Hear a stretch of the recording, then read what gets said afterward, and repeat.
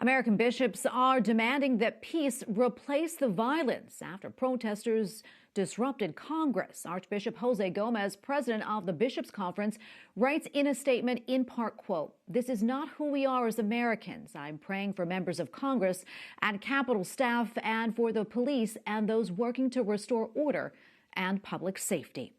Archbishop Salvatore Cordileone of the Archdiocese of San Francisco is also speaking out about yesterday's violence, and he joins me now on Skype. Your Excellency, welcome back, and thank you so much for your time today.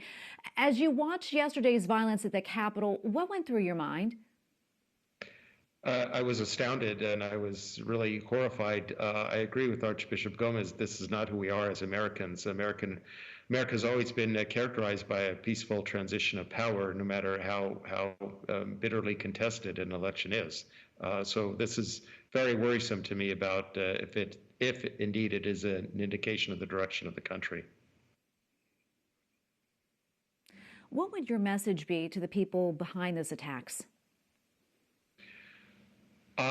Again, urging a message of peace, of respect for others. I've seen this pattern of violence growing throughout the country over some time in the country. We need to exercise self-restraint, respect for others, and turn back to God. Ask God for the wisdom and strength and grace we need to live civilly with each other. When I think about peaceful transitions of power, I can reflect upon way back when President Nixon resigned. A priest friend of mine had been studying in Rome at the time.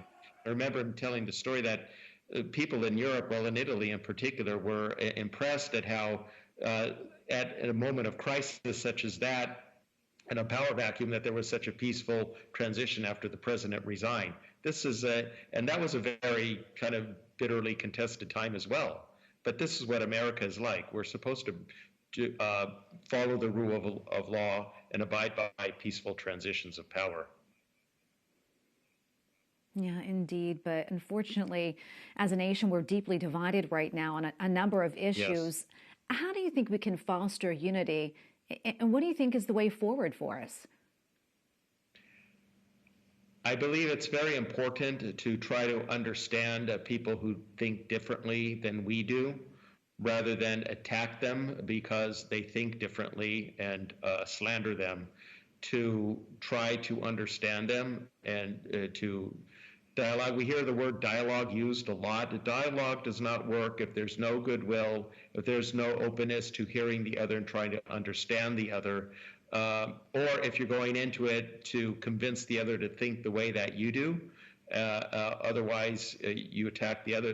That dialogue doesn't work that way. So I would urge our people to have that spirit of openness and seeking to understand. Seek to understand the other, find where there is common ground and try to build upon that. Absolutely. It seems we really lost our way there with the dialogue with one another. Yes. Do you have any words of advice or comfort for the faithful during this tumultuous time? I think people really need that right now.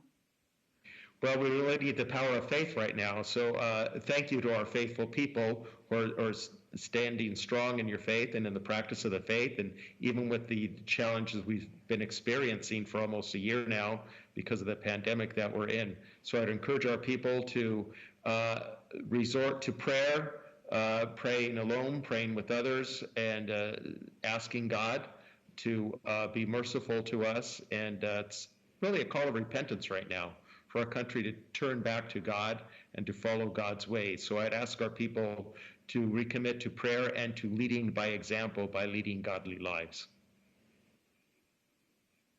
That is great advice. And we have been down tough roads before here in the United States. So there is hope on the horizon, isn't there?